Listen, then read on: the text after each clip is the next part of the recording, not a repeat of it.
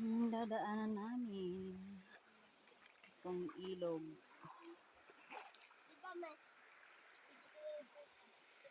Ah, oo. So guys, yung ilog na dinadaanan, ang hirap po. Ano, nasaan na sa ngayon? So good.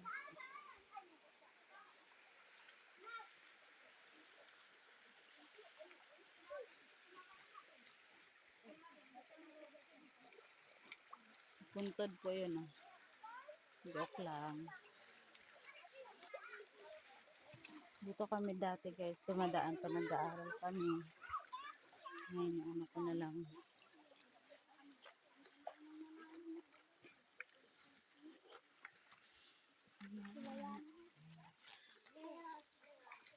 Guys, yung aso dito guys, oh, ang galing, naliligo sila ng sarili nila. Pusa. Guys. Oh, ang galing 'di ba? Naliligo sila ng kanila lang. Alam niyo ba dati guys, dito kami dumadaan. Ayan.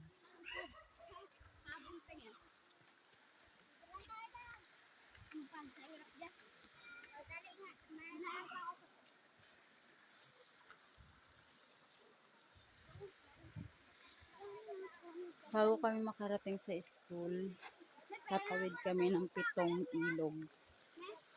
Kabila. Kabila. Andoon si mama? Andoon nga lang. Wala.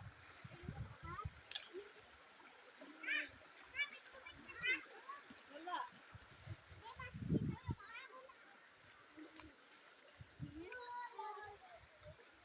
Dati dito, abot yung ilog dito dati kaso ngayon wala na.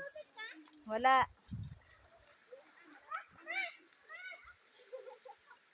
May nakatira pa dyan, Day. May nakatira. Yun guys, ang lalaki ng niyog dito. Ito, languyan din namin to dati. Dito kami dati naliligo eh. Yan.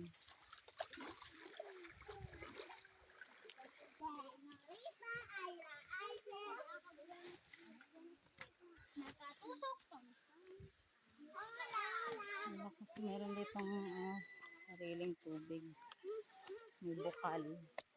Ilang years na to, siguro nasa 30 years. May dami na po ng pupo. Ang tubig dito.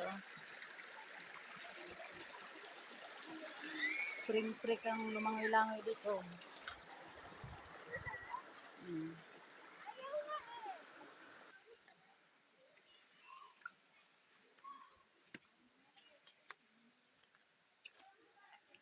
Kanina yan, ano, bahay?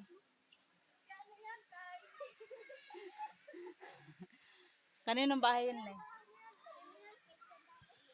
Ngayon wala na nakatira. Sino? Sino yan? Ah. Sus. Taning-taning. Hindi nila mahukay kahit ilang libong taon pa. Bato yan, puro. Ano? Pagod na? Sumo, sige, tuwad-tuwad.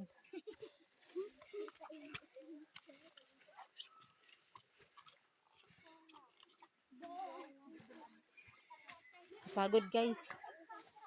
Ha? Ayun, huwag ka mag-una-una. Merong mga tubod dito guys. Oh. Basa-basa guys. Murag atog kuan ba? Ako na bing. Ako ang tanga. Pagod. Ayun mo ilapaglapag. Hala, gapang. Hala. Kawawa naman.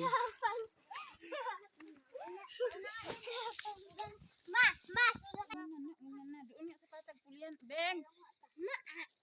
Pagod na kanya.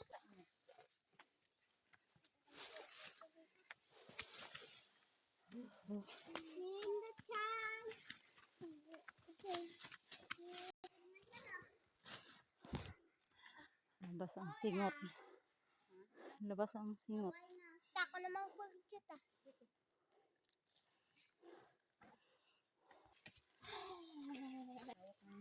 Wala na mala eh. Dire-diretso eh. Ito, dinadaanan pa ito ng kabayo. Oo, dyan ang kabayo. Ang sa lalim. Kaya nga.